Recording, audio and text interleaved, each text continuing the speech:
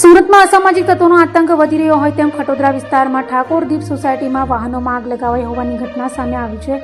તો સમગ્ર ઘટના સીસીટીવીમાં કેદ થતા પોલીસે તપાસ હાથ ધરી 3 આરોપીઓની ધરપકડ કરી હતી.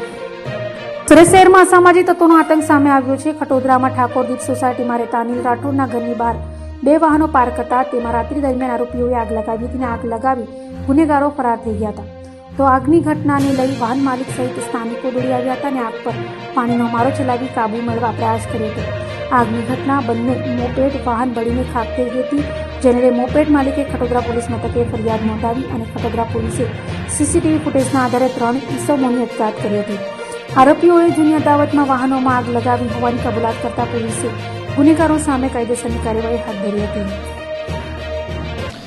ખટોદરા પોસ્ટેના ઠાકોરદીપ સોસાયટીમાં એક ફરિયાદીએ તારીખ 7/12ના રોજ એક ફરિયાદ આપેલી, જેમાં તેના ઘરની બહાર પડેલા તેના 2 મોપેડોને આગ લાગી ગયેલી હતી, જેના આધારે પોલીસે જાણવા જોગ દાખલ કરી અને તપાસ ચાલુ કરી.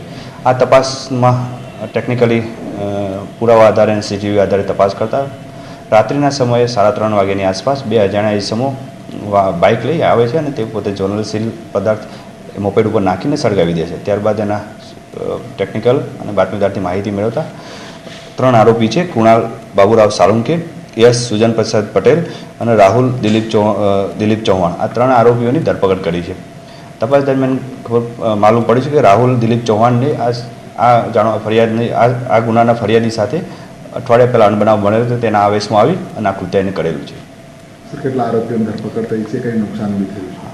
ટોટલ 3 આરોપીની ધરપકડ થઈ છે. 3 આરોપી ભેગા મળી કાવતરું કરી અને બંને મોપેડોને સળગાવી દીધેલી હતી. તેને એક્ટિવા અને સુઝુકી એક્સેસ આ બંને નુકસાન થયેલું છે.